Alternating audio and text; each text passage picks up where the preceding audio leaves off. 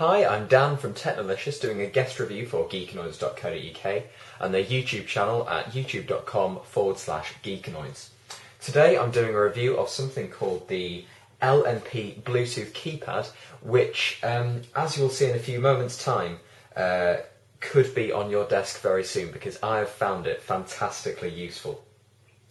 It is a wireless Bluetooth keypad, which is boxed very nicely. This is the box that it comes in, and this is the device itself.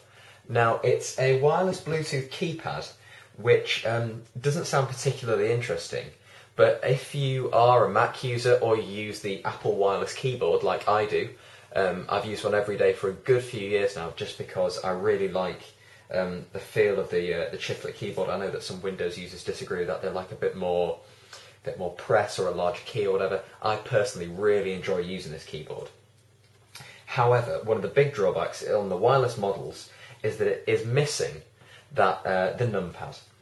Now, on the wired model of this aluminium keyboard, or on some wireless models, sorry, you do get the extra Numpad space. However, it does make it substantially larger, so I can see why they've chopped it off, because I don't use it all the time.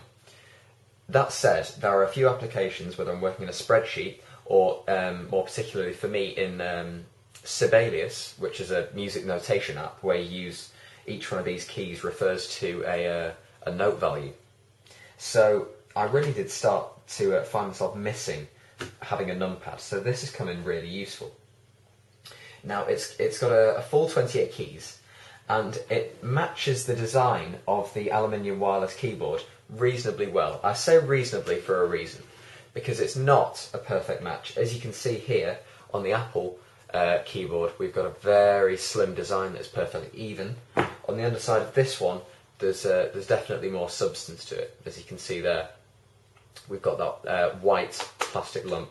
It also feels more plasticky because on top this is definitely not metal.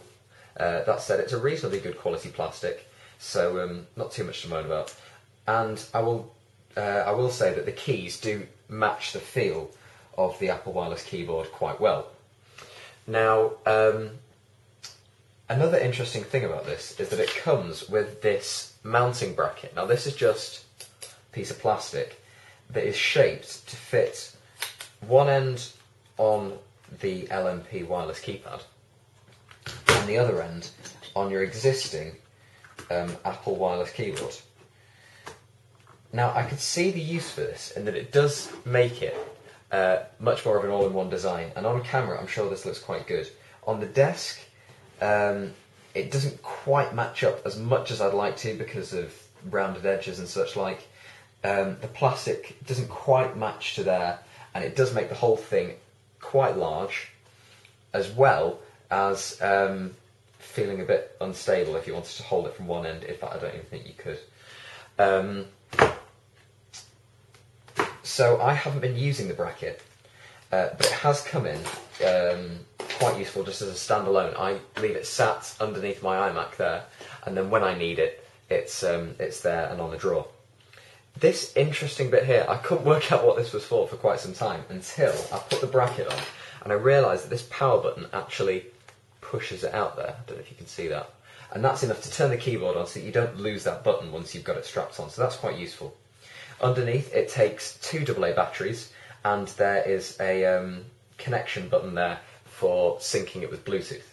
There is also an LED light just to signal when the keyboard is in use and being turned on.